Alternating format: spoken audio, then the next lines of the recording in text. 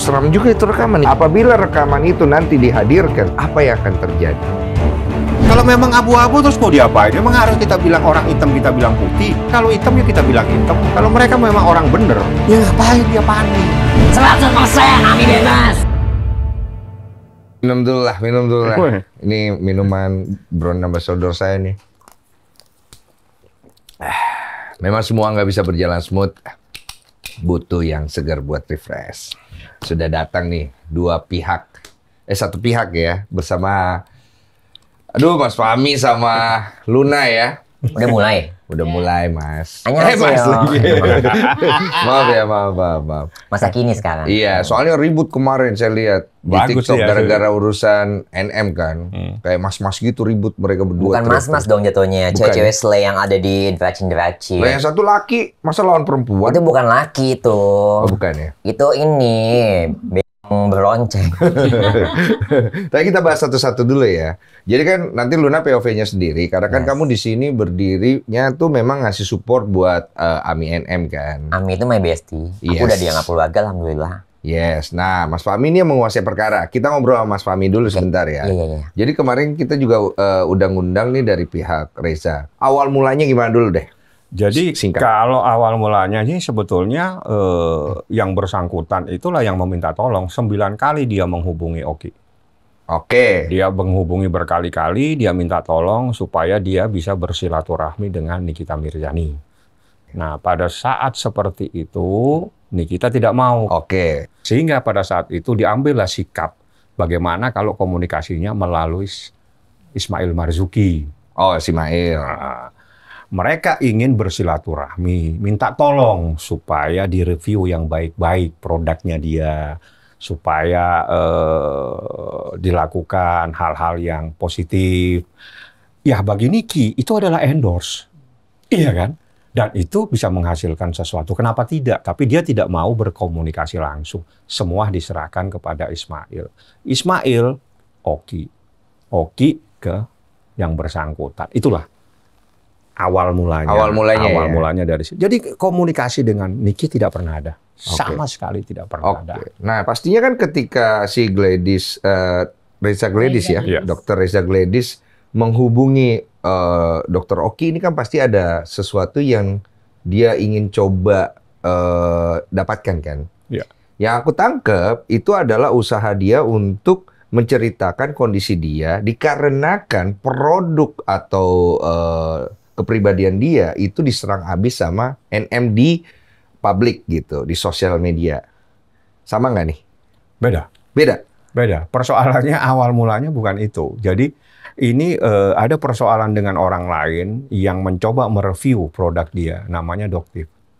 Oke. Nah, jadi itu ada persoalan lain. Kalau sama Niki, sebetulnya Niki hanya mendapatkan satu bahan, di mana bahan itu adalah terkait dengan skincare yang ada jarum suntiknya sekitar 19.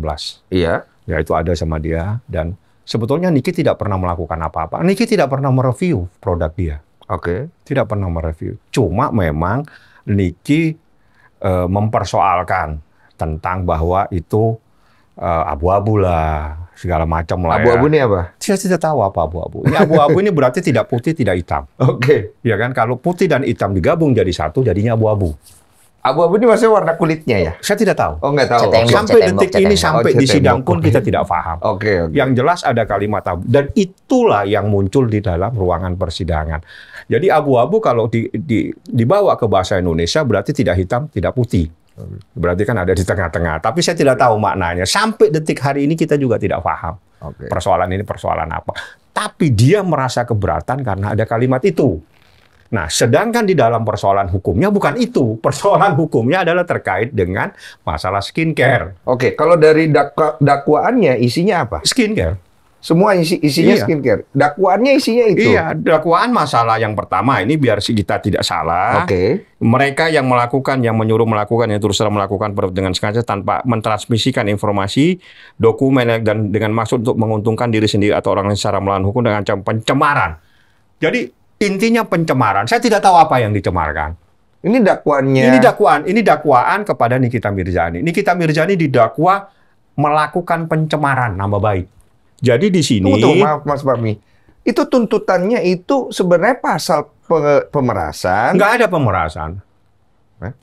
Nggak ada. Ini pasal yang disangkakan, ini namanya dakwaan. Jadi yang didakwakan itu adalah menguntungkan diri sendiri atau secara melawan dengan ancaman pencemaran atau dengan ancaman akan membuka rahasia, memaksa orang supaya memberikan satu barang yang sebagian atau seluruhnya milik orang tersebut atau milik orang lain. Oke. Nah, jadi bukan pemerasan, karena pemerasan pasalnya beda lagi. Oh, pemerasan pasalnya beda lagi. 368. Oke, nah. Nah, ini dakwaan yang pertama. Dakwaan yang kedua itu pencemaran nama baik lagi.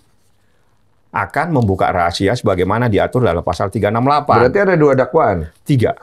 Ini pasal 27, pasal 45 ayat 10, yang pertama, pasal 27B ayat 2, Undang-Undang ITE.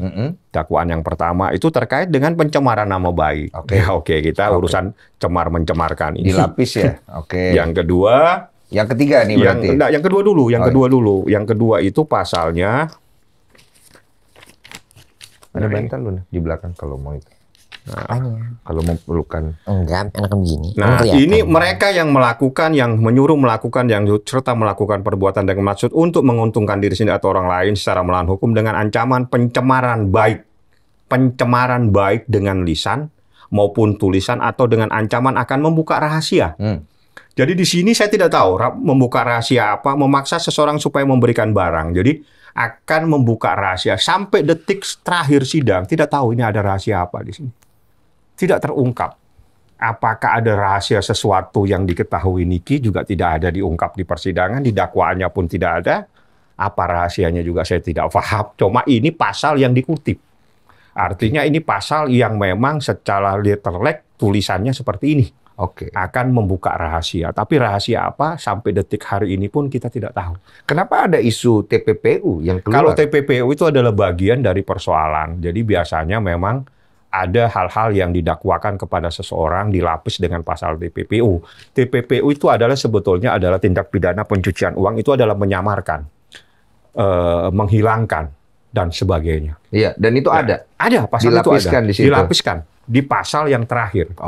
Nah, tapi itu nantilah jadi perdebatan kami, karena memang ada uang memang masuk. Ya, kita akui karena bagi Niki itu adalah endorse. Dan itu terungkap di fakta persidangan dengan Oki, itu endorse setahun, November ke November. Tapi bagaimana kita bisa tahu secara bukti bahwa ini adalah endorse? Karena disepakati, Pak. Jadi disepakati di dalam hukum pasal 1320 KUH Perdata, di dalam perjanjian itu tidak mengharuskan tertulis. Tapi perjanjian itu adalah sesuatu yang harus disepakati. Nah, di dalam kesepakatan ini bisa lisan, bisa tertulis. Lisan itu terjadi pada saat Ismail Marzuki menyatakan angka 5 miliar, ditawar menjadi 4 miliar, dan disepakati dibayar 2 kali, 2 miliar dan 2 miliar. Itulah namanya kesepakatan. Jadi keterangan yang diberikan NM kepada Mas Fahmi, itu POV-nya itu berarti ya? Dia merasa mendapatkan pekerjaan untuk mereview yang baik. Tapi Niki bilang, perbaiki kamu punya produk, Pak. Belum Niki melakukan sesuatu, Niki tidak speak up. Begitu Niki disepakati, Niki sudah diam. Tidak melakukan apapun juga terhadap produk mereka. Diam sudah. Belum selesai dia melaksanakan sesuatu, dilaporkan polisi di Desember tanggal 3. Uang yang diterima itu ada tanggal 13 dan 14 November. Jadi space-nya hampir 20 hari. Berarti ada 2 tahap ya? Penerimaan uang itu. Tahap pertama itu 22 miliar ditransfer ke rekening developer. Developer ini developer rumah. Developer rumah. Rumah siapa? Rumah Niki. Yang tahap pertama itu. Tahap pertama dan itu disepakati. Tahap kedua tunai yang dibawa diterima tunai oleh sama Ismail di One Bell Park. Dibawa. Dan mereka sendiri yang bawa tanpa ada paksaan, tanpa apa. Dia transfer sendiri uangnya. Jadi mereka sepakat. Jadi pada saat proses 5 miliar itu dia minta waktu untuk melakukan negosiasi dengan keluarga mereka. Artinya antara RG dengan suaminya, terus mereka ambil kesepakatan, mengambil keputusan. Saya siap 4 miliar. Terus bagaimana teknisnya? Yang 2 lu transfer ke rekening ini, besoknya yang 2 bawa secara tunai. Mereka yang bawa ke One, itu diserahkan. Keterangan dari Dr. Oki juga seperti itu? Sama. Dr. Oki hanya menjembatani terkait dengan keinginan ingin silaturahmi dengan NM. Tapi NM tidak mau. Makanya masuknya ke Ismail Marzuki. Angka uang-uang ini Oki tahu karena itu adalah bagian dari pembicaraan. Di dalam WA, di dalam telepon, itu ada. Oke. Karena Oki itu ditelepon berkali-kali, dia risih. Sehingga dia bilang, ini kok saya yang diteleponin terus, nggak siang, nggak malam, nggak. Itu ada, itu percakapannya lengkap. Dia merasa ini ada apa kok saya yang dikejar-kejar. Sehingga Oki bilang, lebih bagus kamu komunikasi langsung dengan Ismail Marzuki. Maksudnya Oki, biar dia nggak terlibat dengan persoalan ini. Dan memang Oki tidak terlibat apa-apa. Terima uang juga tidak. Dia hanya menyampaikan, ini nomor teleponnya Ismail Marzuki, silakan Anda berkomunikasi. Itu saja. Iya, yang aku bingung kan kalau dari POV tadi narasinya adalah urusan pertama Dr. Reza Gladys bersama Oki itu adalah urusan doktif. Kenapa tiba-tiba belok ke NM? Pasti... Saya nggak tahu, karena dia minta tolong supaya dia bisa silaturahmi dengan NM. Oke. Dan itu ya udah kalau mau silaturahmi aja gitu loh. Tapi kalau kamu mau ketemu, NM tidak mau karena MM sudah trauma di kasus rumahnya dia. Iya. Udah sempat dibuatkan di YouTube lah segala macam, ternyata nggak ada. Jadi dia nggak mau lah dikerjain kayak gitu. Yang jelas bagi Niki kalau memang mau komunikasi kita harus bicara bisnis, harus ada yang menghasilkan. Sebagai seorang artis, dia dikontrak ya, yang saya baca di Shopee itu hanya 3 bulan, itu hampir sekian miliar. 3 bulan. Ada sama saya kontraknya Niki. Kontraknya Niki itu ada sama saya segini. Dan itu akan saya buktikan. Dalam waktu 3 bulan, dia dikontrak Shopee kalau nggak 3 miliar, 4 miliar. Dalam waktu. Ini 1 tahun ributnya se-Indonesia, 4 miliar. Oke. Paham aku. POV-nya artinya ingin memberitahu bahwa ini dia nilai segini tuh dia bisa dapat dari kerjaan dia. Kerjaan yang lain aja. Sama Dr. Oki aja sekian miliar. Maksudnya begitu, dengan ya? yang lain sekian miliar. Dengan Shopee itu ada dan ada kontraknya di tangan saya. 1 miliar, 2 miliar, 3 miliar. Itu dalam waktu cuma 2 bulan, 3 bulan. Itu uang kecil. Begitu disepakati menjadi 4 miliar. Jadi gini, hukum itu kan sebetulnya adanya sebuah kesepakatan. Mau lisan, mau tertulis, tapi mereka mau. Di saat Anda menawar, dari angka 5 miliar, Anda tawar 4 miliar, berarti ada keinginan Anda ingin melakukan negosiasi di sini. Ini hukum. Ya, POV-nya kan? Iya. POV hukumnya dari pihak Niki ya seperti itu. Iya, jadi bagi Niki, saya mau dapat endorse, Ki. Karena yang dia tahu itu adalah endorse dia dari November ke November. Tapi sebelum dia melakukan sesuatu sudah dilaporkan polisi. Oke, kalau kita bicara dari POV gitu, maka kita kan secara tidak langsung akan merasa bahwa kalau di posisi NM dia merasa jadinya terjebak gitu maksudnya. Terjebak, sangat terjebak. Karena bagi dia tidak tahu ujung pangkalnya ini, cuma dia minta tolong supaya direview baik-baik. Habis itu kan dia sudah tidak pernah lagi melakukan sesuatu, mempersoalkan. Tidak ada, dia diem. Karena bagi dia ingin tahu dulu apa yang bisa diperbaiki dari produk tersebut supaya dia bisa speak up untuk yang baik-baik. Oke. Jadi orang melakukan endorse itu ada macam-macam, diam atau dia melakukan hal-hal menyampaikan informasi yang baik-baik. Pertanyaannya kenapa akhirnya Niki bisa ditahan, Mas Roni? Karena itu dia terima uang dan memang kita akui benar uang itu masuk ke rekening developer. Karena ini endorse bagi dia. Oke, yang tadi jadi dibicarakan. Bukan persoalan ini, tidak ada yang disamarkan, tidak ada yang harus ditutup. Itu hak dia sebagai seorang artis di mana dia nanti akan melakukan sesuatu untuk kepentingan orang yang memberikan duit. Loh, sah-sah saja dia terima duit, tapi terus begitu dikemas menjadi sebuah pemerasan, ini menjadi masalah Republik Indonesia sekarang. Ini menjadi masalah. Begitu ini masalah pemerasan digulirkan sedemikian rupa, akhirnya stres sendiri, dihapus sendiri sama mereka. Tidak ada satupun pasal pemerasan di ini. Padahal narasinya sejak Desember itu adalah pemerasan. Baik. Dan itu dihapus secara total sama jaksa. Kita selang ke ibunya dulu. Dari tadi udah pengen ngomong. Kasihan takut pipis di situ nanti dia. Soalnya nahan-nahan kan. Aku mau nanya, kamu tadi kan dengar nih. Iya. Sebenarnya kamu tahu nggak sih pokok masalahnya? Sebenarnya sih ada sebagian tahu dan sebagian lagi itu bukan ranah aku. Apa ya sebagian lagi yang bukan ranah kamu? Ya karena kan kedua belah pihak adalah dulunya aku pernah berjasa sama dia. Tapi kan dalam masalah kontrak brand ambassador Aswalk ya. Setahun loh gue jadi brand ambassador, setiap hari story. Emang ada artis yang lain story setiap hari. Paling seminggu sekali kan. Brand ambassador di mana waktu itu? Beliau pertama, beliau kedua. Beliau pertama, beliau kedua. Iya.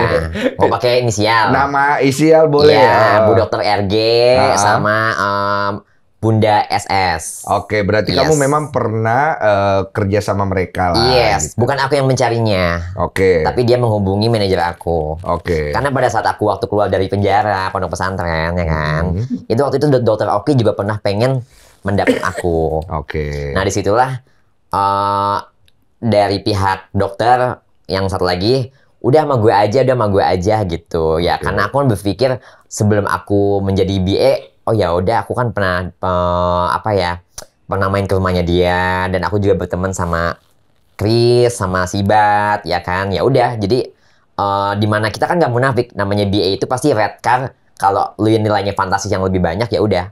Di saat aku lagi baru keluar, duit habis, pilihannya dua. Lu BA setahun, lu mau duit atau mau rumah. Ya gue minta rumah. Tapi kamu merasa nggak saat itu ibaratnya mereka sedang berusaha menolong kamu juga?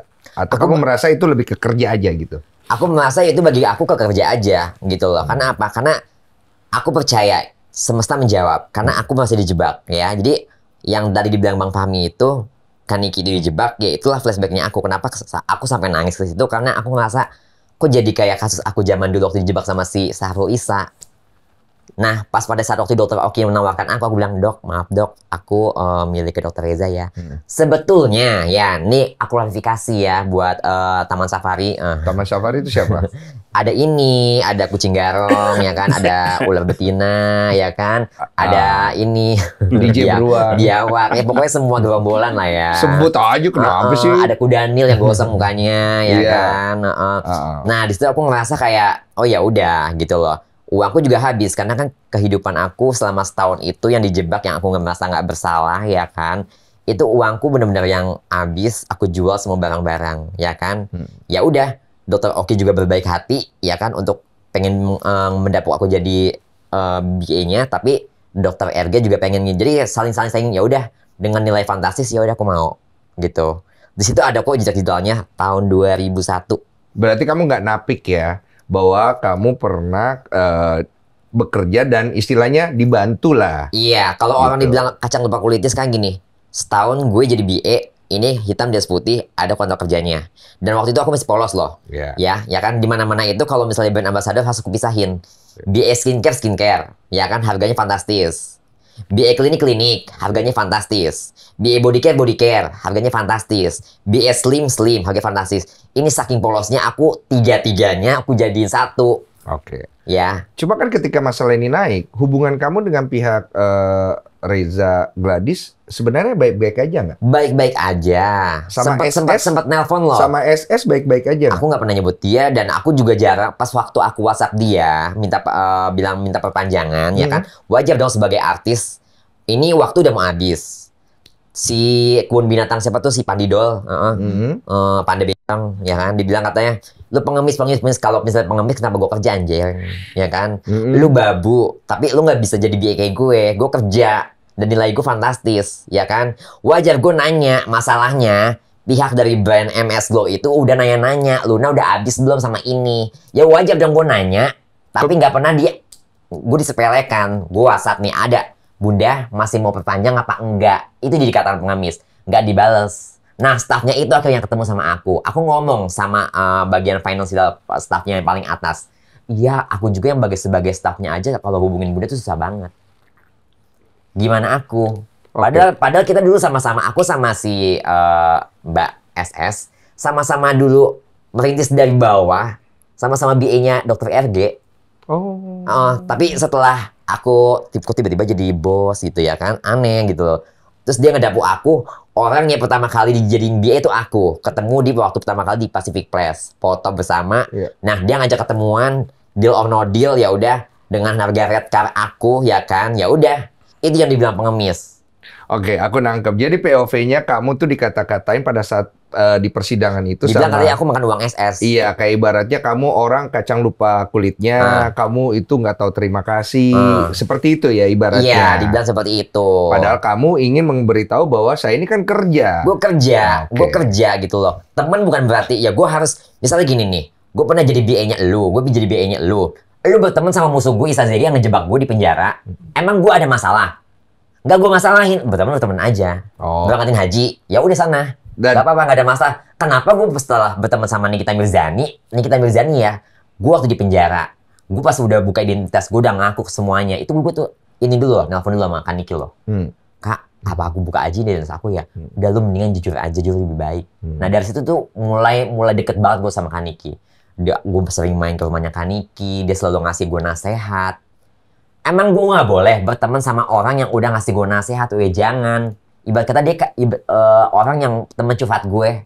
Oke. Gitu. Seberapa baik Niki di mata seorang Lucinta Lindor? Kita mendengar. Coba. Baik banget dia. Lun, ada ini nggak? Main yuk ke tempat gue ada. Lu lagi sibuk nggak? Nggak. Main ke rumah gue. Main. Makan bareng gitu. Lun, gue lagi launching nih Miami. Aku nggak bisa dateng nih, Ami. Nanti aku datangnya pas nanti aja ya. Tiba-tiba dengar Ami sama si Mail di itu ya aku langsung datang ke Miami. Oh gitu. Itu pertama kali? Iya, karena waktu itu kan aku jadwalnya juga sibuk jam terbangku gitu. Aku bukan pengemis ya. Beda loh, makanya si Babu kalau misalnya slay aja, slay oleh. Buka kacamata begini, lu siapa? Kita ke Mas Fahmi. Mas Fahmi, kejanggalan apa yang Mas Fahmi rasa selama proses persidangan yang ngerucutnya tuh kalau aku lihat makin panas dan terakhir itu sampai ada usaha dari JPU untuk memasangkan baju, aku lihat memborgol. Itu kan jadi lumayan viral. Karena orang bingung, ini SOP-nya emang begini atau enggak? Jadi itu ada problem di saat Nikita Mirzani mempersoalkan tentang rekaman dia yang ingin diputar. Nah, sehingga karena itu tidak terpenuhi, sehingga dia mengajukan protes. Saya tidak mau diperlakukan seperti ini. Tolong rekaman saya diputar. Nah, itu kan menjadi problem karena sidang sudah selesai. Tidak mungkin bisa diputar. Iya. Nah, itu persoalan. Soal SOP ini sebetulnya nggak ada aturan yang seperti apa. Bagi saya itu berlebihan. Kenapa? Sebetulnya ini kan bukan tahanan teroris, bukan apa. Ini kan tahanan, tindak pidananya juga nggak jelas apa ini yang dipersoalkan. Betul. Tapi kalau sudah berlebihan seperti ini, atau karena mungkin media sosial meliput sehingga ada action-action yang aneh. Jadi, makanya saya bilang, waktu saya selesai sholat, saya bilang sama jaksa, Anda yang sopan, perlakukan manusia ini sebagai manusia. Oh, ada. Ada, saya turun setelah itu baru. Kan biasanya ada petugasnya sendiri. Iya, itu menjadi problem karena saat itu kan ini yang saya bilang tadi, Nikita kan ingin diputar rekaman itu. Iya, dia maksa kan di situ. Jadi itu sudah tidak mungkin terjadi karena sidang sudah ditutup. Betul. Nah, otomatis Niki meminta saya tidak mau sementara ini. Nah, di situ saya karena waktunya sholat, saya tinggal sholat, tinggal tim yang ada. Lebih lanjut, saya tidak mengetahui apa terjadi pergerakan. Tapi setelah saya datang, saya marah. Anda nggak boleh seperti ini. Anda bicara yang baik. Ini bukan persoalan, ini seragam begini. Ini kan bukan tahanan teroris, bukan tahanan apa. Nggak perlu berlebihan lah. Nggak mungkin lari lah nih kita dari situ. Aku nangkep. Jadi nggak perlu terlalu. Apa karena diliput media sosial sehingga dia action itu mencari perhatian juga nggak benar juga, atau mungkin karena ada persoalan di mana nih kita memegang rekaman sesuatu yang memang nanti akan kita ungkap pada hari Kamis. Berarti kan tidak ada persoalan dengan flash disk yang ingin Niki diputarkan. Cuma masalahnya waktu sudah habis saja. Memang nggak ada waktunya. Nggak ada. Berarti itu tidak ada masalah. Nggak ada masalah. Cuma ya? Berlebihan pada saat dia memaksa Niki untuk seperti itu. Di hari Kamis, nanti kita akan meminta secara resmi akan diputar sama Nikita Mirzani. Apa isinya? Ya kita tunggu hari Kamis seperti apa. Tapi kan aku dengar itu sebenarnya udah diputar sama Niki dengan dia menggunakan mic. Tapi itu saat itu suaranya memang nggak jelas. Itu listriknya kayaknya deh. Jadi kurang. Nanti hari Kamis, insya Allah akan lebih jernih suaranya. Nanti dengar ada apa di situ. Ya, itu yang banyak sekali orang menunggu kan sebenarnya. Ya kita tunggu hari Kamis karena memang sebetulnya Niki itu di dalam surat yang disampaikan kepada majelis hakim dia sudah menyatakan di sini ada si fulan membuat keadaan seperti ini. Suratnya itu ada. Di dalam surat itu dia sampaikan flash disk kepada majelis tapi tidak sempat diputar. Nah, tidak sempat diputar. Karena tidak diputar oleh majelis hakim, Niki minta diputar, tapi hakim meng-closing persidangan. Iya, waktu habis kan. Waktu habis. Jadi ya kita tunggu hari Kamis seperti apa. Yang jelas ada sesuatu yang terjadi di dalam persoalan ini, dan ini juga sudah menjadi sorotan, termasuk sorotan dari Bapak Presiden. Pak Prabowo. Pak Prabowo. Jadi pesan moral ini sudah nyampe. Karena di sini bahwa ada dua institusi yang disalahgunakan oleh seseorang untuk membuat Nikita dikriminalisasi. Kamu dengar nggak pas diputer sama-sama? Kamu ada di situ kan, Lun? Aku ada di situ. Cuma mungkin ya ada kejanggalan di sidang hari ini. Satu, hari itu banyak hari kemarin bodyguard seperti kayak diprioritaskan, sedangkan aku aja nggak boleh dimasukin. Aku nggak boleh masuk di situ. Dan sampai Kaniki sampai ngebentak, ya bukan ngebentak, maksudnya kenapa keluarga gue nggak boleh masuk, keluarga inti. Nah, aku juga teriak, ya udah kalau gitu keluarga inti aja yang masuk, kita semua di luar nggak apa-apa gitu. Akhirnya Kaniki dorong aku masuk gitu loh. Sebagai teman yang baik, ya aku tetap support Kak Niki gitu loh. Nah, ya kalau bisa nanti sidang Kamis depan, yang aku lihat kan di TikTok ya, hakimnya jangan ngantuk ya kalau pas Kak Niki lagi ngomong, jangan ngantuk gitu ya. Terus JPU-nya juga jangan menye-menye gitu loh. Yang kamu ngerasa ya? Aku ngerasa banget. Oke. Nah, kalau untuk suara yang diputar Niki, yang dipermasalahkan itu banyak suaranya orang memang agak sedikit tidak jelas karena tidak itu jelas dari laptop. Karena sebetulnya bisa saja dari HP, tapi memang diputar dari laptop. Jadi flash disk masuk laptop keluar kita kasih mic. Ya. Nah, sehingga suaranya menjadi tidak putus-putus dan nggak jelas. Tapi Mas Fahmi sendiri udah dengar sendiri? Yang di rekaman di tangan saya gimana? Oke, saya pertanyaannya adalah apabila rekaman itu nanti dihadirkan sebagai barang bukti dari pihak Niki, apa yang akan terjadi? Masyarakat yang akan menilai ada apa di dalam perkara ini. Karena itu kalimatnya sudah jelas kok. Dengarkan saja hari Kamis nanti ada apa. Kalimat ini kalimat apa. Di dalam tindak pidana itu ada yang namanya percobaan melakukan sebuah tindak pidana. Dan itu tindak pidana. Indikasinya? Ada. Ada nanti di suara siapa yang ada di dalam? Ada. Dan saya punya data manusia itu siapa. Dengan identitas resmi. Orang yang merekam pun siap menjadi saksi. Oh. Kenapa harus? Saya tidak mungkin pegang data kalau tidak valid datanya. Ini orang yang menyerahkan dokumen ini siap menjadi saksi. Oke, tahan. Berarti kan di dalam pembicaraan ini ada orang yang sedang berdialog ya? Berdialog. Dan itu dalam rekaman cukup panjang. Saya ambil durasi yang paling penting adalah durasi di mana kita sudah jagain. Oke. Ada kalimat itu? Kita sudah jagain. Oke. Ada satu lagi rekaman pertama, ini bintang-bintang semua bikin terdakwa. Oke. Jadi ada dua rekaman dan dua-duanya akan menjadi hal yang paling menyakitkan dalam proses hukum. Bagaimana sebuah proses hukum seperti ini di Republik ini. Sudah tidak boleh lagi seperti itu. Oh, seram juga itu rekaman isinya berarti ya? Saya tidak mungkin pegang data kalau saya tidak validasi dulu siapa yang menyerahkan. Oke.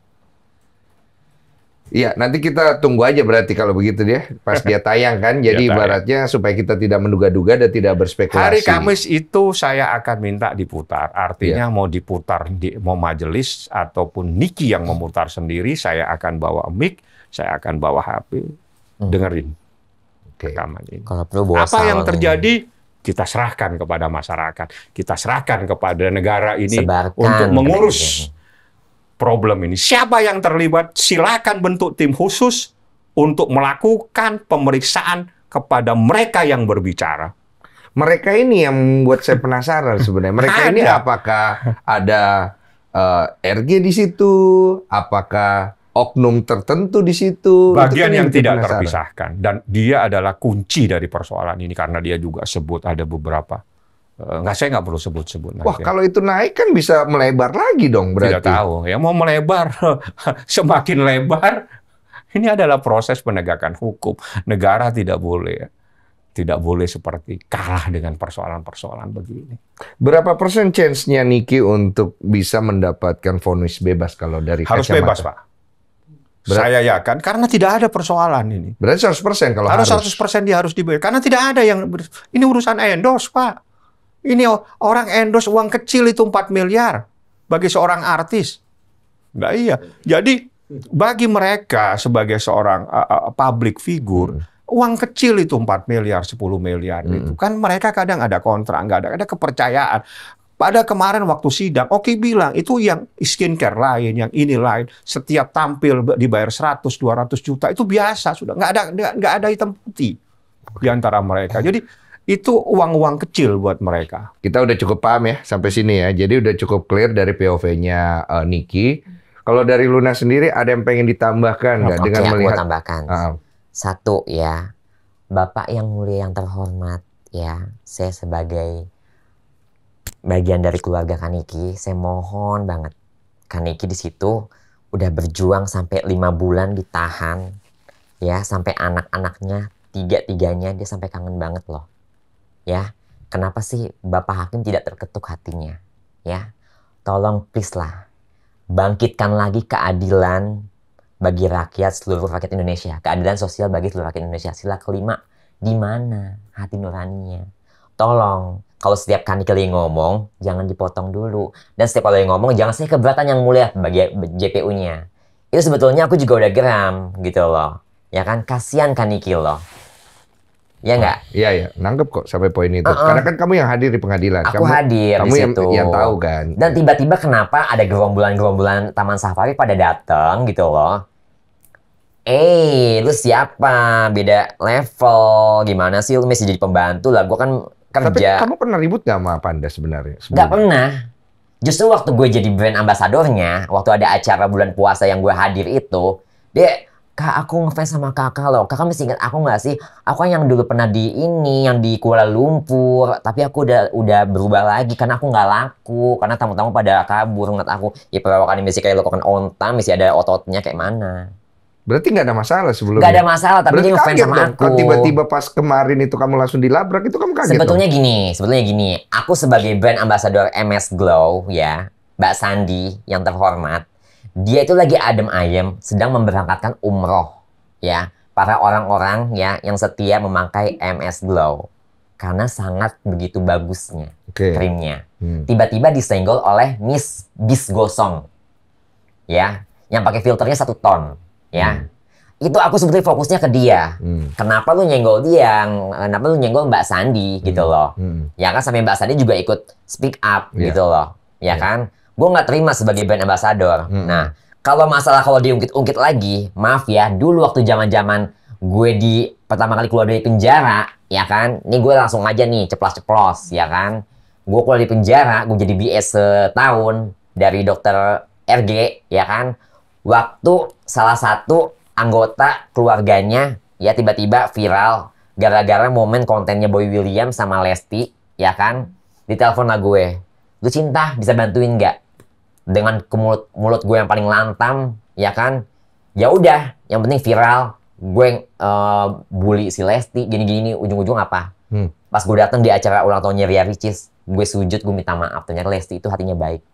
Nah, itu namanya apa? Sedangkan gue tuh nggak pernah ya, orang, lu mau berteman sama siapa aja, ya udah nggak apa-apa. Kenapa gue sama Kaniki kenapa tiba-tiba antek-anteknya pada kebun binatang sama Taman Safari pada keluar semua, menggonggong semua, mana bau jigong lagi mulutnya, belum sikat gigi. Cuman yang aku masih merasa ini belum cukup clear. Tadi dong Bang Denny, sebentar. Kalau bisa hari Kamis ya diperketat lagi, Pak Polisi, tolong dong ya diperketat, jangan ada satwa-satwa liar yang pada di situ. Kita semua juga pengen melihat gitu loh, biar adil gitu loh. Janganlah ada yang namanya diprioritaskan gitu. Ya bawa orang-orang yang bodyguard lah segala macem lah. Terus tiba-tiba Miss Gosong pas gue labrak kayak gitu, langsung berlindung di bawah keteknya si siapa tuh yang beong nggak laku itu. Ya pokoknya gitulah. Semuanya jadi 1 banding 1. Jadi 1 lawan everybody. Gue tinggal slay aja tuh, kayak mana, bikin dia panas. Ini aku lihat memang panasnya luar biasa, karena aku lihat ini udah kayak mau ke end game-nya lah ya. Tapi aku nggak tahu nih, Mas Fahmi punya strategi apa mau seperti apa kan? Ya harus kita bebaskan. Yang jelas, kalau secara hukum sih nggak ada masalah lah. Secara ini nggak ada masalah apa-apa. Ini urusan apa ini? Pencemaran nama baik, membuka rahasia apa? Negara.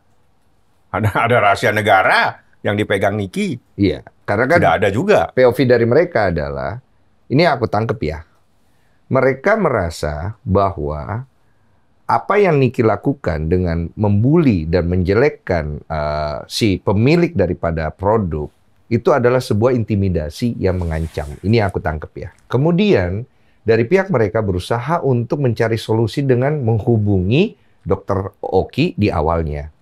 Kemudian Dr. Oki mengarahkan ini supaya mereka bisa langsung kontak kepada Ismail.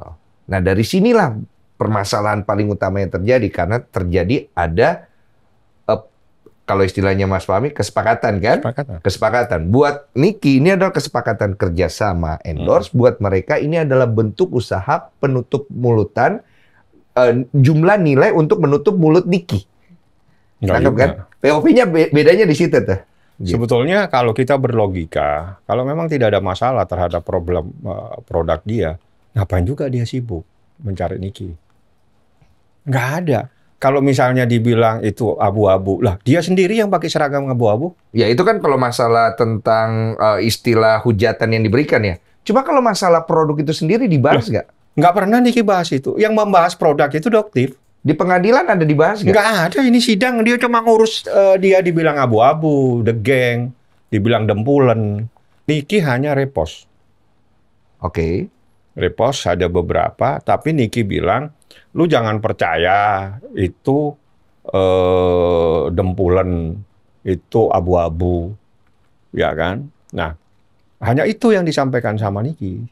Tidak ada istilahnya Niki ngomong bahwa dia ini produknya itu nggak ada itu. Nggak ada. Niki hanya punya satu produk namanya Salmon DNA kalau nggak salah. Saya nggak tahu namanya apa. Yang penting ada jarumnya 19. Itu punya siapa? Itu Niki yang punya, dikasih. Orang beli dan itu harus ditusuk-tusuk di muka. Iya, tapi produk ini punyanya Reza Gladys. Oh, ini mungkin yang dimaksud. Dia punyanya Reza Gladys, tapi bukan punya dia. Karena itu punyanya siapa, Rimberskin atau apa Rimberskin, yang ditempel. Iya, paham aku yang Dan itu. ini yang sekarang menjadi masalah. Karena itu punya orang lain ditempelin stikernya dia. Iya. Nanti. Yang kedua, BP POM pada hari ini kemarin juga, pada hari sidang hari Kamis, berarti hari Rabu, dia melonsing berita bahwa produk dari Reza Gladys itu tidak BP POM. Resmi. Dari BP POM menyatakan. Ada di HP saya. Berarti produk ini sebenarnya tadinya resmi? Tidak resmi. Tidak terdaftar di BP POM. Ada satu produk yang dinyatakan oleh BP POM. Produk daripada Reza Gladys, Glavitsa itu ada namanya apa, salah satu item, itu tidak terdaftar di BP POM. Yang jelas bahwa ini pakai jarum suntik, dan itu adalah menjadi masalah. Jarum suntik 19 ditusuk-tusuk. Nah, masalahnya kalau ada jarum sekecil itu bukan hanya BP POM juga, itu harus ada izin dari Kemenkes. Iya. Karena itu kan makanya... Dan itu nggak ada semua. Jadi itulah yang dipegang Niki. Nah, itu urusan lain. Tapi Niki tidak pernah mereview produk-produk dia. Iya. Niki hanya ngomong itu dempulen abu-abu. Jadi akar masalah di persidangan yang dibawa oleh gugatan dari pihak Reza itu isinya apa? Itu dia merasa abu-abu. Keberatan dibilang abu-abu, dia keberatan merasa dibilang dihina gitu maksudnya. Ya, kalau memang abu-abu terus mau diapain? Memang harus kita bilang orang hitam, kita bilang putih. Misalnya orang dari tempat lain hitam, oh dia putih. Ya kan nggak mungkin dong. Kalau hitam ya kita bilang hitam. Nah, kalau memang misalnya dia ada persoalan dan dia sendiri nggak ada masalah, dia bilang dia merasa keberatan karena dibilang abu-abu. Nggak ada urusan skincare. Kacau kan? Ini skincare. Tapi di persidangan nggak ada. Urusan pribadi, abu-abu, the gang, dempulen. Oke, aku coba untuk mencerna dari dua sisi ya. Karena biar bagaimana, ini kan sebenarnya narasi yang kelempar ke publik ini banyaknya minta ampun. Oh iya, awalnya memang pemerasan. Gado-gado, Jadi awalnya pemerasan. Begitu pemerasan saya serang, saya bilang pemerasan itu harus ada ancaman terhadap kebebasan seseorang. Orang dalam keadaan tidak merdeka. Tapi di saat orang ketawa-ketawa, minta tolong sama Dokter Oki, dia ketawa-ketawa, tidak ada masalah. Dia sendiri yang tawar-tawar uang, terus di mana ancaman kekerasannya? Kondisinya Niki sejauh ini, dia udah ada di dalam tuh 5 bulan ya nih? Ya, hampir 5 bulan. Mas Fahmi ngelihatnya bagaimana? Ya, dia cuma merasa dari awal bilang saya tidak melakukan sesuatu kan. Bagi saya itu adalah di saat dia minta tolong kepada saya, itu adalah bagian dari bisnis. Saya tidak mau berbicara dengan seseorang kalau tidak menghasilkan uang. Pada saat dia minta supaya direview yang baik, bagaimana Oki, saya baik-baikan aja sama Niki gitu loh. Kalau mau baik-baikan kan harus ada sesuatu yang bisa menghasilkan. Dia minta direview yang baik-baik. Itu belum terlaksana. 13, 14 uang sudah diserahkan, tanggal 3 dilaporkan polisi, kan kacau. Oke, berarti secara kondisi dia sangat cukup confidence ya terhadap kasus sangat ini ya? confident. Karena Tidak dia yakin ngedrop ya? Tidak ada. Dia tidak merasa melakukan perbuatan. Dia dibilang pemerasan sudah dihapus sama jaksa. Ini bukti hitam putih yang menyatakan tidak ada pemerasan. Tidak ada. Iya, ya nanti kan putusannya yang ditentukan Yang nanti. ada adalah di sini akan mencemarkan nama baik, akan membuka rahasia. Saya tidak tahu rahasia apa. Sampai detik hari ini saya tidak tahu ada rahasia apa.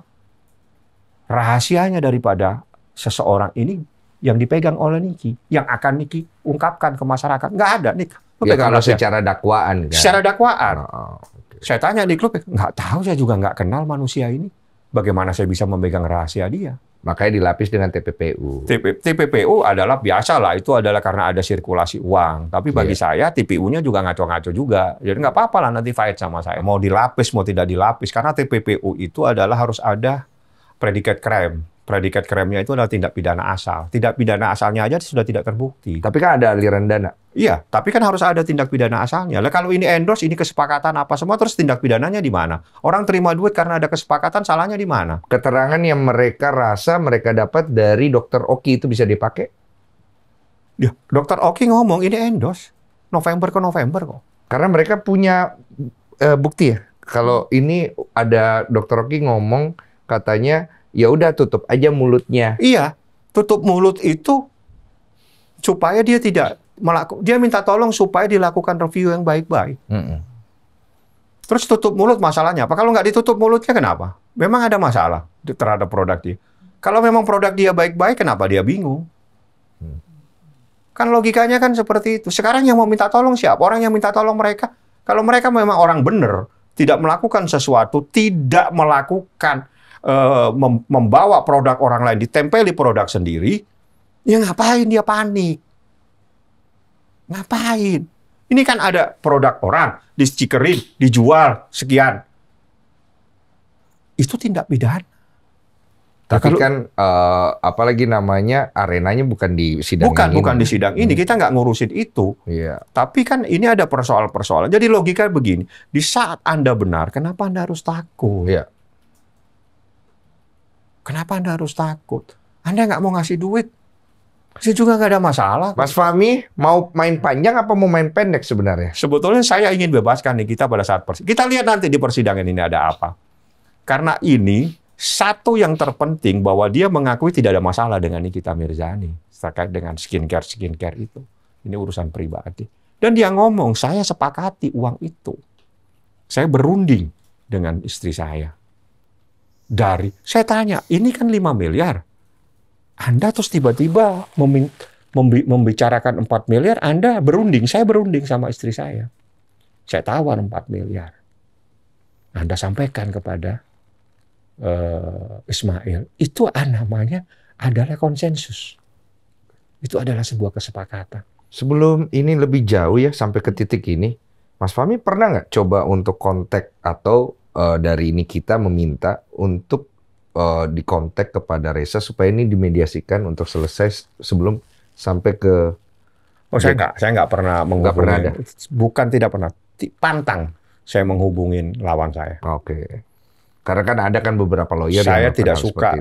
Kalau mau menghubungi silakan yang bersangkutan. Artinya kalau Nikita berkomunikasi langsung dengan yang bersangkutan. Kalau Fahmi Bahmid, pantang menghubungi lawan. Kira-kira berapa persen feeling lu menyatakan bahwa Niki akan bebas? 100% Ami bebas. Kenceng banget. Baling-baling bambu. Nih ya. Ami, ingat, Ami udah pernah ngomong sama aku, ilmu ikhlas, ilmu tenang, baik aja dulu sama siapapun. Mau baik sama orang yang baik, kita kan nggak tahu. Mau baik sama siapapun, sama orang yang jahat, kita juga nggak ada yang tahu, ya. Semakin pohon meninggi, pasti akan ada gonjangan-gonjangan dari manapun, ya kan? Ami, mental baja, mental Amazon. Stay cool, calm down, kayak aku kemarin, oke? Ya. Dan Ami ini, ya, mohon maaf sebelumnya, yang mulia yang terhormat, JPU penuntut, Ami ini adalah pahlawan Indonesia. Karena apa? Dia yang berani membuka ke masyarakat. Dan dia yang membuat para wanita-wanita itu akhirnya bisa kebuka. Oh, ini krim yang baik. Ini krim yang bagus. Ini krim yang tidak no overclaim. Ngerti? Dari situ. Ami itu bukan seorang pembunuh. Bukan seorang penjahat.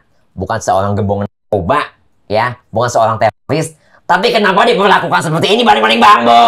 Sekarang kalau misalnya gini nih, Luna, dengan usaha kamu untuk nge-support NM, pasti kan ada resiko juga di kubu kamu sendiri, di mana kan kamu akhirnya terbentur dengan orang-orang yang kamu pernah kerjasama. Iya. Menutup juga peluang untuk bisa bekerja sama dengan orang-orang itu. Aku nggak masalah, bagi aku adalah aku baik aja dulu sama siapapun. Karena ini kan ilmunya Kaniki yang diterapkan ke aku gitu loh. Sama Kaniki benar di jalur yang benar, ya aku benar-benar ikut Kaniki gitu loh. Berarti aku kerucutin ya, kamu tidak ada masalah dengan RG? Gak ada masalah, nggak pernah nyebut siapa. RG nggak ada masalah ya, SS nggak ada masalah. Nggak ada.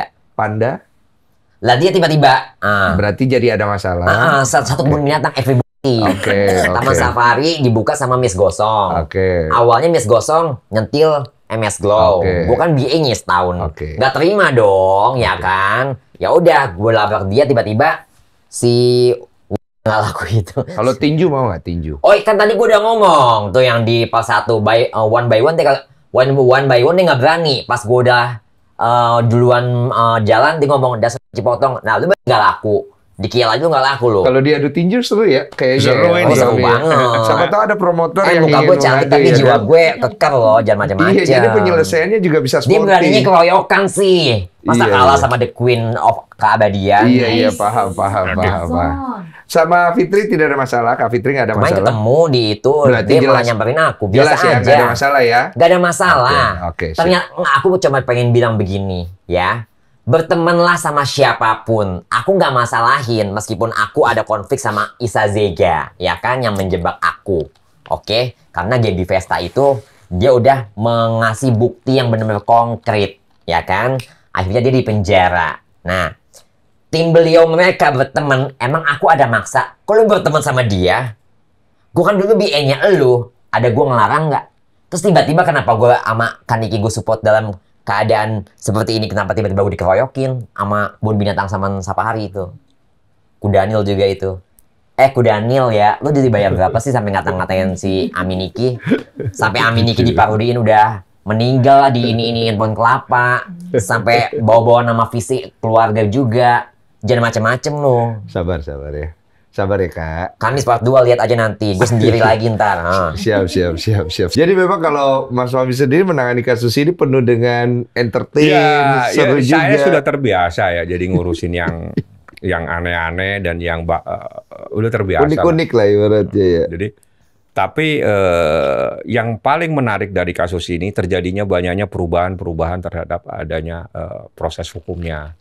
Di mana dari awal pasal yang didakwakan, yang disangkakan, yang dilaporkan itu memang pemerasan 368.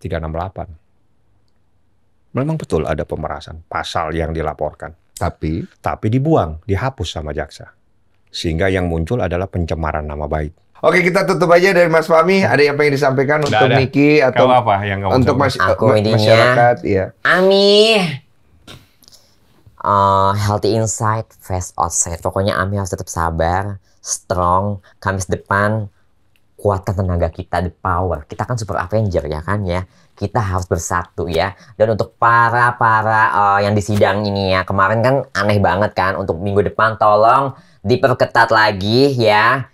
Pokoknya keluarga inti harus bisa masuk ya. Kerabat dekat yang dipercaya oleh Aminiki harus bisa masuk ya. Jangan curang dong. Masa kubu sebelah sana boleh masuk semuanya sampai segerombolan ya.